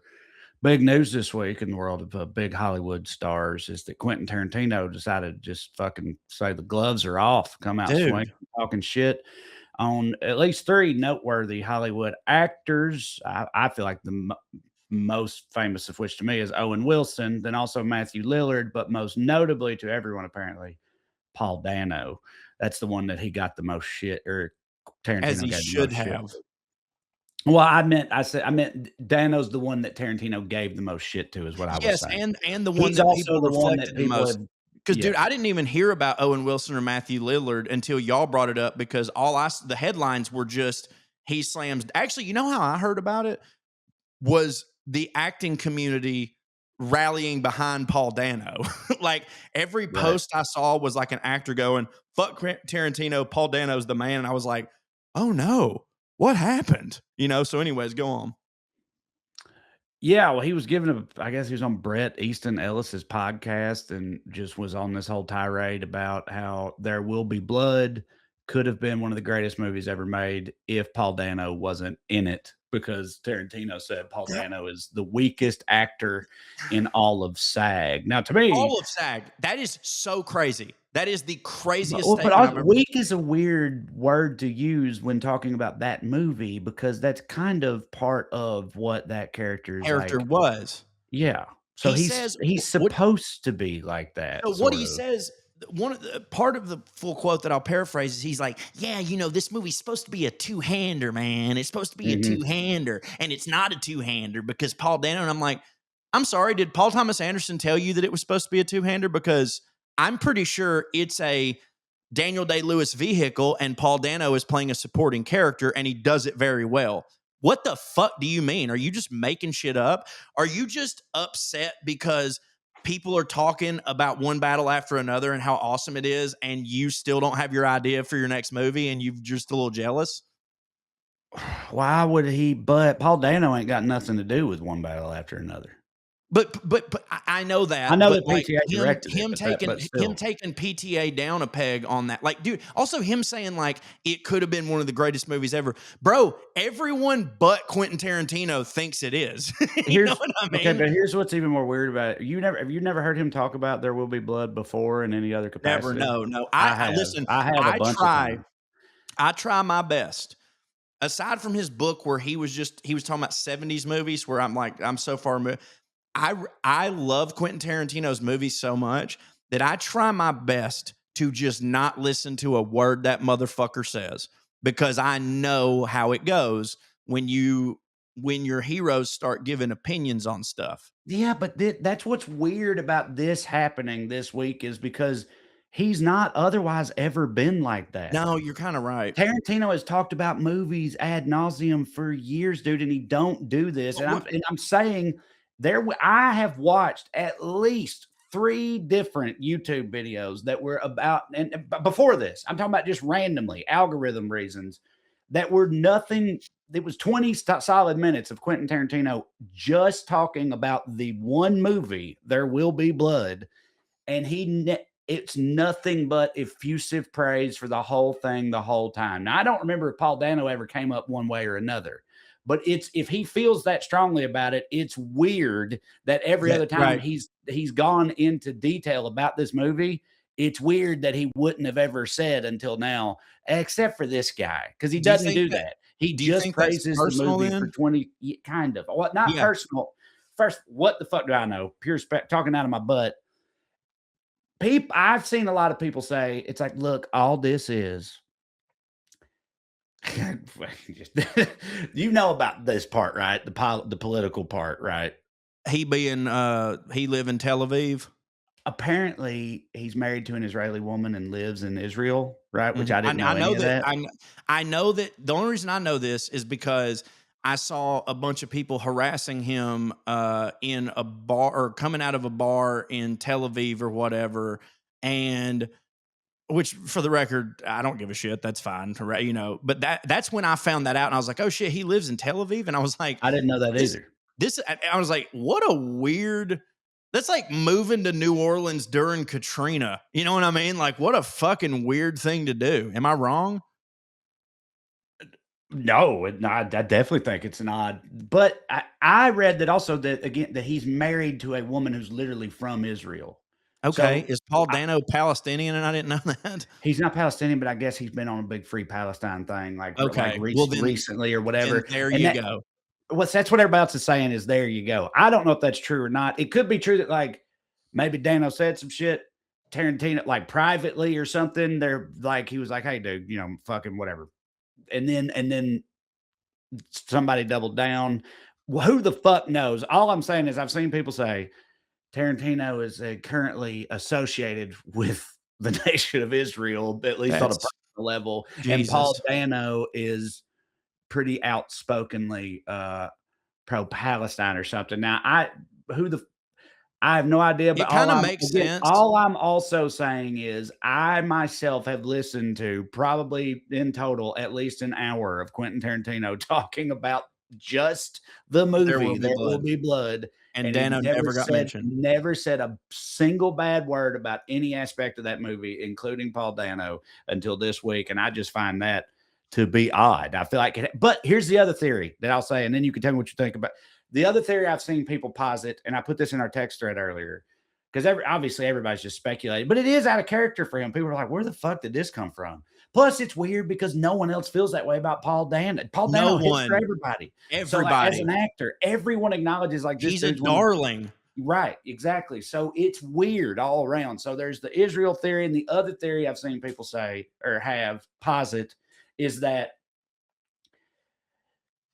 it's sort of, there's like multiple parts to it that I would like you to, you know, hear what you think about it. But first of all, that like Tarantino hemmed himself in when he said for years that he was only going to make 10 movies, right? He's made 9. They've all hit for people. He's got 1 left. It was supposed to be that movie critic movie. He scrapped that. People think that's the speculation being that, like, you know, he feels trigger shy. Like, he feels this pressure. He's like, this is the last one. This is I've told, if he'd never told anyone I'm only making 10, it'd just be another movie. And he could have just stopped after Once Upon a Time in Hollywood, which most people think like that's the one to go out on, dog. Well, don't go out. Keep working. Exactly. But that maybe he's realized that what you just said, and that he's like that he knows actually that he is done. Like he's like, you know what? I am going to go out on that one. And if he's done making movies, scorched earth, he don't give a fuck anymore. That even that dude who has as much power as anybody in Hollywood as a creative, even he was still like, there's just certain things you don't do when you're like active in the game and shit like that. But maybe he knows he's not active anymore. And so he's like, fuck it, I'm going to say what I think. Maybe he felt that way the whole time. But now he's like, I ain't holding back no more. I don't know if it's either one of those things or neither, or who the fuck knows. Those are the two theories I've seen people put forward. So I was not aware until now that Quentin Tarantino was so directly associated with the nation of Israel, but it makes sense. But it makes sense because the worst people will defend both of them until their death. So that makes a lot of sense. Now that if by the way, it truly is, instead of because dude, if he's first off, to me, there's no way you can truly love a movie if the main supporting actor you hated the whole time. There's no way. There's no way. There's no, okay. So hypothetically, to me, there's not a bad performance in The Departed, but I could see you going, I love The Departed. It's one of my favorite movies. Didn't care for Mark Wahlberg in it, but because no. Hold on. You can say what you want about Mark Wahlberg, generally speaking. Mark Wahlberg is one of the best fucking parts of that movie. I That's agree. the best performance he ever had. I agree, Trae. I agree. But my point is that it's such an ensemble cast that you would be able to still enjoy that movie if one part of it, one character you didn't like. Right. That's all I'm saying. I agree with you. Dude, Marky Mark murders in that movie. To me, that is a perfect movie. It is one of the most perfect movies ever made. Please don't think, nobody clip out that I said that Mark Wahlberg didn't hit in that movie. All I'm saying is that you can still be a huge fan of The Departed and not care for Mark Wahlberg's performance. You absolutely cannot be a huge fan of There Will Be Blood if you don't like Paul Dano's performance, because it is so integral to that movie. Do you know what I mean? Mark Wahlberg crushes, but you can remove his scenes and that movie is still fucking 2 hours and 15 minutes long and it still works. You can't remove Paul Dano from There Will Be Blood. He is as much a part of There Will Be Blood as Daniel Day-Lewis, maybe not on screen presence as much, but so my point is, if he's talked about this movie forever as being great and he's never mentioned Dano until now, to me, that 100% says it's personal. And also, that makes me respect his opinion way less. And let me tell you why. Because Tarantino should be good enough and should be a student of the game enough to, I don't give a fuck what this person's opinion is on whatever. I can still respect that it was great. For me, for instance, dude, fuck John Voight, but he's unreal in so many movies. And dude, I know this is not the greatest example, but Varsity Blues, dude, he's amazing in Varsity Blues, right? Me not liking John, I don't agree with Mel Gibson, but do you really you think I'm going to sit here and talk shit about Apocalypto because I don't like Mel Gibson politics? No. So that makes me disrespect him even more. If it was a personal thing and you can't separate that from the art, because I'm able to do it over some shit that I feel passionately about, fucking Frank who is he in Peacemaker? Frank Grigio. He plays Staff's. It's Grillo, right? Frank Grillo. Yeah, I tried to make it more spaghetti. Mexican. Yeah, more spaghetti. Yeah. He has said some things that I don't like. I still enjoy him as an actor. Michael Rooker has said some things that I don't like. I can't wait to see him in a new fucking Marvel thing, because I'm not saying that I don't care that they feel this way. I do, but I can separate those things and say that Michael Rooker is still an amazing actor, right? So if Quentin Tarantino can't do that, then he's a huge fucking pussy, is all I'm saying. And by the way, I'm a huge Quentin Tarantino fan. So I would like to say to everybody out there, it is possible to be a huge Quentin Tarantino fan and also call him a rock stupid fucking moron for this. Right. Okay. So I found one of the clips I said I'd seen before, and it was just a tiny part of it. So I guess I glanced over, but so I need to back up a little bit. It may not be personal, or it may not, because in this clip, which this is years old, I don't know why I guess I know why. He does bring up Dano and he definitely don't. He's way more diplomatic about it. But he says basically, it's basically like, look, movie's great, acting's great, whatever. It's just here's the deal: Daniel Day-Lewis is Muhammad Ali, and No shit. and he names some boxer that like I've actually never even heard of. So, but Like, like, that's not and that's even like all he fair. said. It's like all he says about it.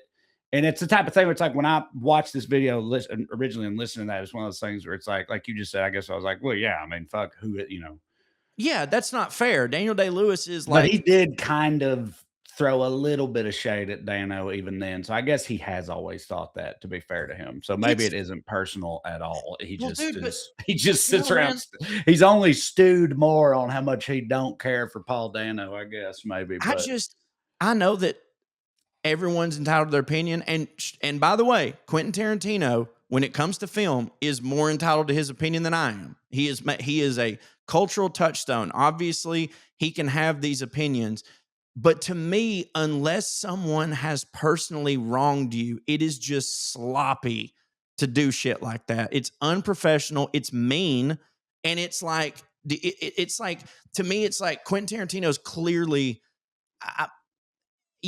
When you watch his art and stuff, you're like, oh, well, this is a disturbed man, but you want to think like, yeah, but he's happy. He's doing what he loves or whatever. This just reeks of not being happy. Because, like, dude, earlier you meant I wouldn't shit on some road comics that nobody here even knows. You know what I mean? I wouldn't shit on some road comics that nobody here even knows because I'm like, well, whatever. Like, unless they didn't do anything to me personally or whatever.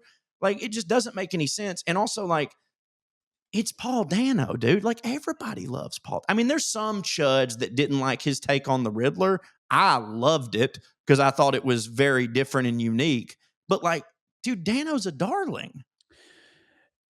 it just shows how, I guess, subjective literally anything Sure. in the artistic world can be, because like Tarantino it's not just the movies that he's made. Tarantino's like, he's seen more movies and seen He's them all more over. times than pretty much anyone alive, I Well, think. dude, Like his he's book's the such a cinema. student of the game too. So it's like he definitely knows what he's talking about. He So does. it's weird that a guy like that could be so, in most people's opinion, completely off base about someone like Paul Dano. Again, if Paul Dano was like if he said that about like Mark Wahlberg or something, Sure. right? The type of guy where it's like that people, Well, some he people did. fucking Owen love it. Wilson. He did. He did do Right, that.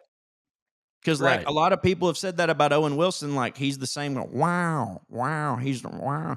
But like, right, to, right. but That like people, that's. but Paul Dano is like you said, universally regarded as like, a brilliant actor. So But I it's think just it's like odd that one of the best directors of all time could be like, nah, he sucks. I mean, that's wild to me. it is crazy to me. But also, like, again, I feel like Quentin Tarantino knows how this business works enough, and he knows how feelings work enough that, like, dude, it's worse if it's not personal. It's stupid if it's personal, but it's worse if it's not personal because it's like, dude, Paul Dano might worship Quentin Tarantino. You know what I mean? Like, Right. that's so mean. Like, dude, I could see, and by the way, we're nothing. Let's get that out there. We're nothing. I could see a comedian that was so fucking shitty, just the worst comedian you've ever seen, newcomer, whatever. I might text you and say, I just seen this kid that was fucking shitty.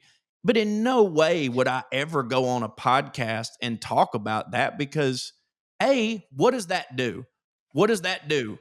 When you talk shit like that, to me, you're only trying to elevate yourself. And if you're Quentin Tarantino, you don't need to do that shit. You're already the Mhm. man. And like you said, he does have more knowledge than anybody. I recommend, after talking all this shit, I could not recommend more reading Quentin Tarantino's book, Cinema Speculation, because not only is it a great guide for like what movies you need to see and like how you need to watch them, but like, dude, there were some where I was like, he would get to him and I was like, oh shit, I haven't seen this movie, so I don't want to listen to this chapter, but I would end up doing it anyways and being so entertained by him talking about a movie that I'd never seen because he's so fucking good at knowing how movies work. But that's just disrespectful, man, and it's not nice. Like judgment like that should be reserved for politicians who hurt people, not for actors who just try to dance, you know? Yeah, no, I don't know. It's fucking weird, wild stuff, and don't Also, hit. also, there was a Howard Stern interview that resurfaced because of all this. Yeah, about Roman Polanski. Yeah, and it's not a good Yeah, I've been look. knowing that It he I think sorry, I gotta take ha my pills. I think that he has since Recanted that. yeah, pretty Yeah, sure. and I Like, mean, don't get me even way before all this Paul Dano stuff or whatever else, I'm pretty sure that in the intervening years since that originally happened that he has, like, admitted, "Yeah, that was fucked up, and I take that back. That's not I right, don't really." and, like and by the way, we don't need it to be explained that statutory rape and rape are 2 different things. They call them different things for a reason, but, like, it's a huge difference between if it was, like, 17 than 13. The other thing I'll say Like, about come on, that bro. is because a lot of people have been saying in the wake of this Paul Dano stuff, a lot of people have been saying, like, "Finally, this motherfucker's bill is gonna come due," talking about Quentin Tarantino, because Oh, everybody's like, no, it won't. This He'll be dude has fine. gotten away with so much shit."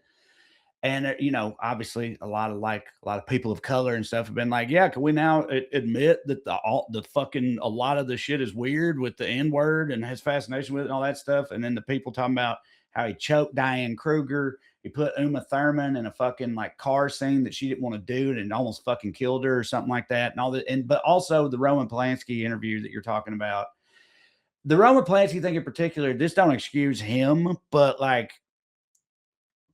specifying him about that to me is weird when at the time he said that, literally all of Just won an Oscar. Hollywood, Right. literally the entirety of Hollywood was on Roman Polanski's side, despite Of the course. fact that he'd like drugged and raped a literal child. He was So only like being it asked that wasn't because he just won an Oscar. he just won an Oscar and got a standing ovation in Ovation. absentia, and Right, they 'cause passed he's in around a France. because he can't come here because he'll go to fucking prison, and they passed around a petition that every big name Hollywood person signed saying like this dude should be allowed to come back. This guy hits for us. So like that part of it's like, yeah, that is fucked up that he did it, But but you need to be mad at everybody else all too. of them were doing the Right. same thing at Yeah. that point in time. This So is just don't compounding at this point, but, like, right. you probably need to be mad at, I don't know, but maybe Meryl Streep too. Who knows? Like, she might have signed that shit. Yeah, man, it's all gross and weird, but, like, I will say this, like, about Tarantino, even though I've just shit on him, like, you know, you ask that shit he did with Uma Thurman.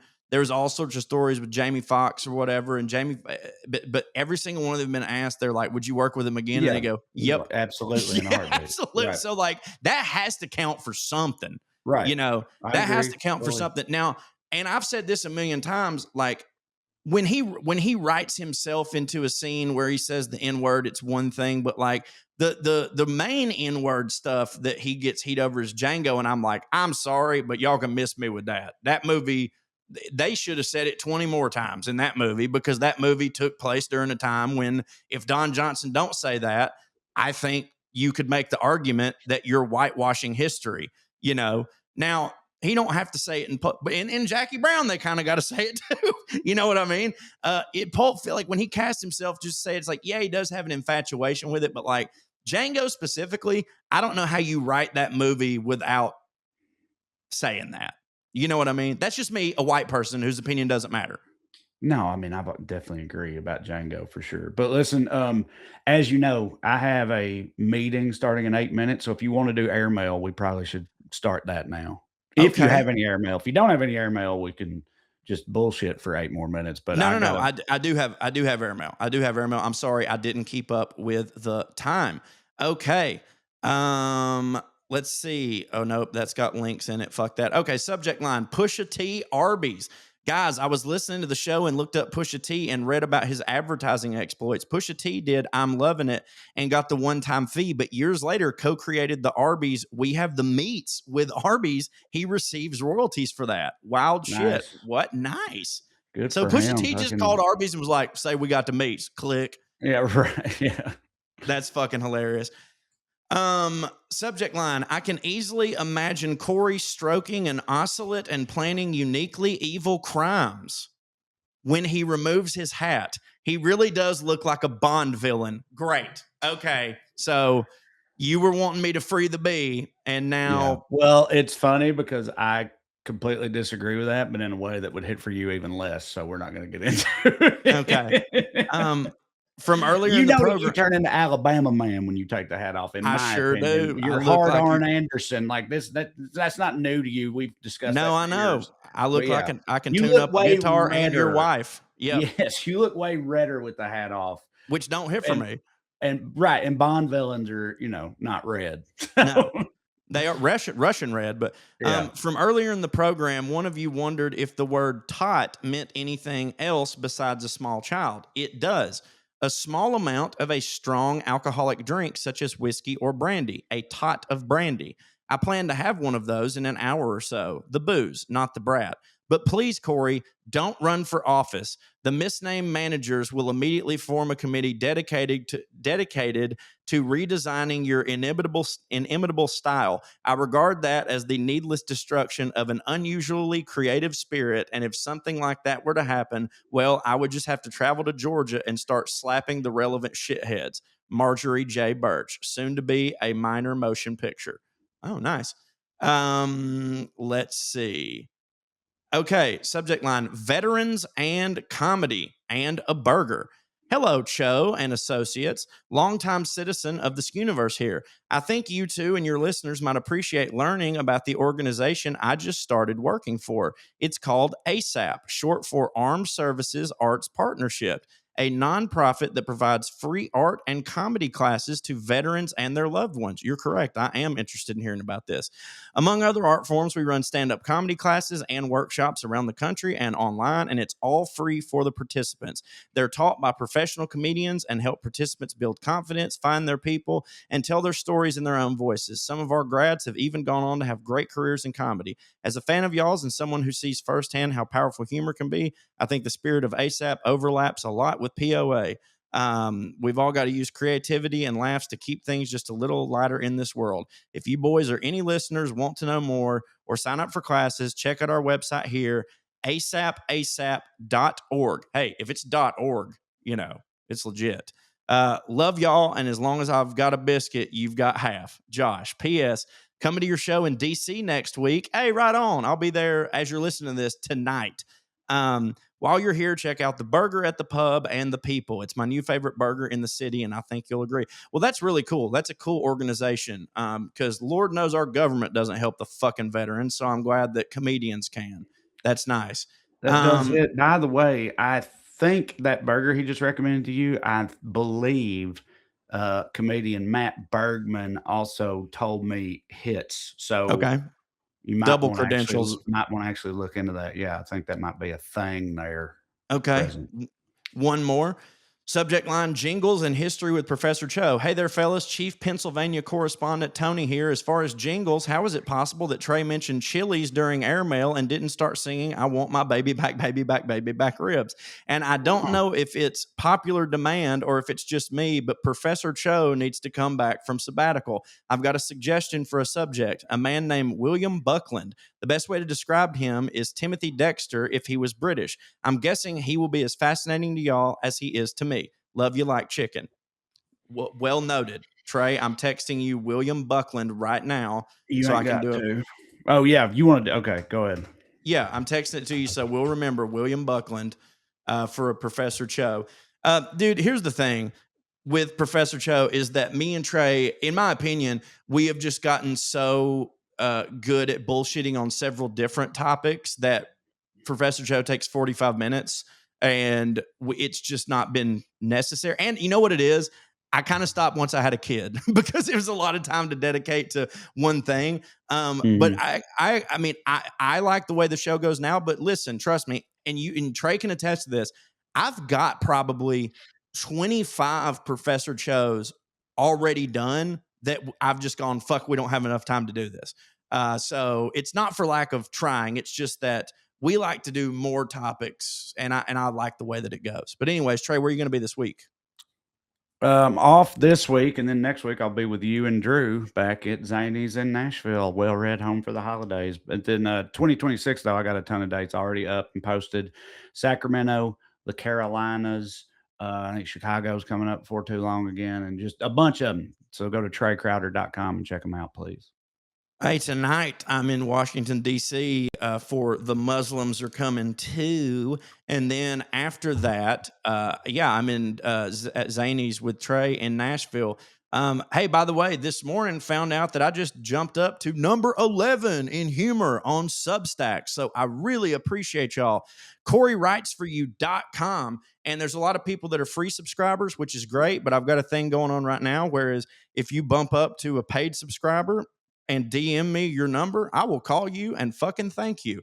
Y'all been a real big help. And I got to tell you, it seems that being fired from the Atlanta Journal-Constitution was the greatest thing that ever happened to me because it made me fucking write more and start crushing on Substack. So I appreciate it. CoreyWritesForYou.com. That's the thing I'm most passionate about right now. I just put out a brand new episode of 4 Beers on there about Lyndon B. Johnson and poop and wieners. It's very good. CoreyWritesForYou.com.